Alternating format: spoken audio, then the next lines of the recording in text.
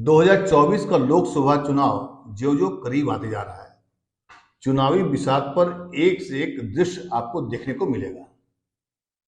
आज जो तस्वीरें आई हैं, वो भी पहली बार देखने को मिला है। कोई मुख्यमंत्री कोई मुख्यमंत्री राज्यपाल के पास पहुंचता है इस्तीफा देने के लिए। उसे कहा जाता है कि आप इस्तीफा दे दीजिए, या वो अपने काम को ठीक से नहीं कर पा रहे होंगे, उनको लगा होगा कि हम इस्तीफा दे दें। वो चले जाते हैं इस्तीफा देने के लिए। मीडिया में सुर्खियां बन जाती है, धड़ाधड़ ट्विटर और तमाम सोशल मीडिया पर खबरें आने लगती हैं कि बीजेपी का एक मुख्यमंत्री आज इस्तीफा देने वाला है। देश में ही नहीं बल्कि अंतर्राष्ट्रीय जो खबरों की एजेंसियां हैं, बीबीसी हो, रॉयटर्स हो, एपी हो, तमाम चैनल्स निगाहें बनाकर रखा हुआ है कि भाई मणिपुर के मुख्यमंत्री आज इस्तीफा देने वाले हैं। लेकिन थोड़ी देर के बाद फिर एक और वीडियो आता है, एक नई तस्वीर आती है। वो तस्वीर ये होती है कि मुख्यमंत्री जो वहाँ के मणिपुर के जो मुख्यमंत्री हैं, जो उन्होंने जो इस्तीफा तैयार किया था 2 लाइन का, वो उस पत्र को फिर बाहर में उनका एक आदमी आता है और उस पत्र को उनके समर्थकों के बीच में उसको फाड़ने का एक पूरा पिक्चर तैयार किया जाता है।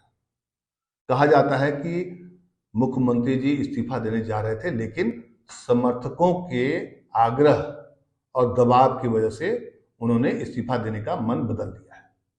अब आप पूछेंगे कि भाई इस्तीफा क्यों दे रहे थे? तो दुनिया जान रही है, आप जान रहे हैं, हम जान रहे हैं कि मणिपुर में 2 महीने से एक गंभीर संकट के दौर से गुजर रहा है मणिपुर। पिछले 2 दिन से राहुल गांधी वहां कैंप किए हुए हैं। तो क्या ये माना जाए कि 2024 के चुनाव की जो बिसात बिछ रही है, उसमें राहुल गांधी हर तरीके से चौतरफा तरीके से बीजेपी को घेरने का जो प्लान बनाया है, उसमें वो सक्सेस होते हुए दिखाई पड़ रहे हैं। चूंकि आज बात इसलिए उठी है क्योंकि आज राहुल गांधी तमाम राहत कैंपों में विजिट किए। वहां से जो पिक्चरें आई, जो पोस्ट आया, उसको देखने पर यह लगता है कि एक नेता का जो काम होता है वो अपना निभाने गए हैं।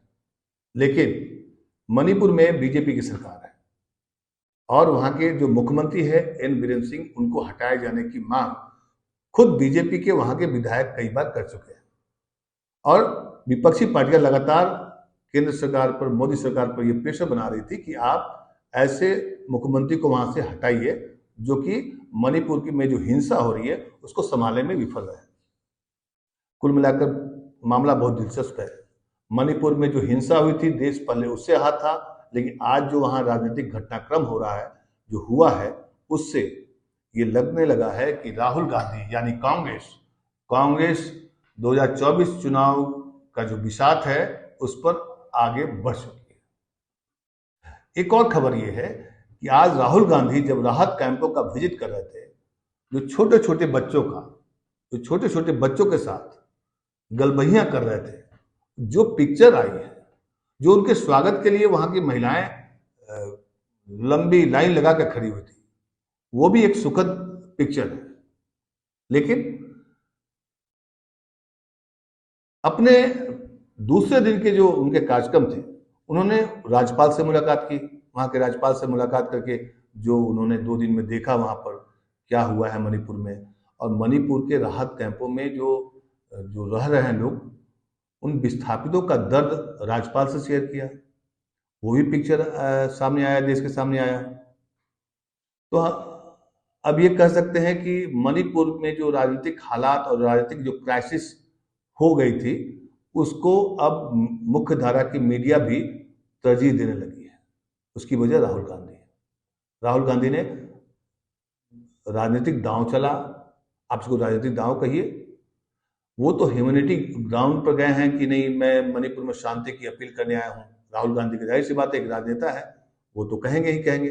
उन्होंने कहा भी प्रेस कॉन्फ्रेंस में, हालांकि उन्होंने केंद्र सरकार पर कोई आरोप नहीं लगाया, कोई भी आरोप नहीं लगाया। उन्होंने कहा कि मणिपुर के लोग शांति चाहते हैं, हिंसा से कुछ भी नहीं होने वाला है। जो सबसे सुखद पहलू है कि मणिपुर में एक राजनेता जो राहुल गांधी है वो जाते हैं राहत कैंपों में। राहत कैंपों में जो बच्चे हैं, जो महिलाएं हैं, जो बच्चियां हैं, उनके साथ जो उनका जो फोटो आता है, जो उन तस्वीरें आती है, वो बहुत ही सुखद है। उम्मीद की जानी चाहिए कि मणिपुर में जो संकट हुआ है, जो चल रहा है, उसका जल्द से जल्द समाधान होगा और देश को मणिपुर राज्य से हिंसा की नहीं बल्कि शांति की खबरें हमें, आपको, सबको सुनाई पड़ेगी। नमस्कार।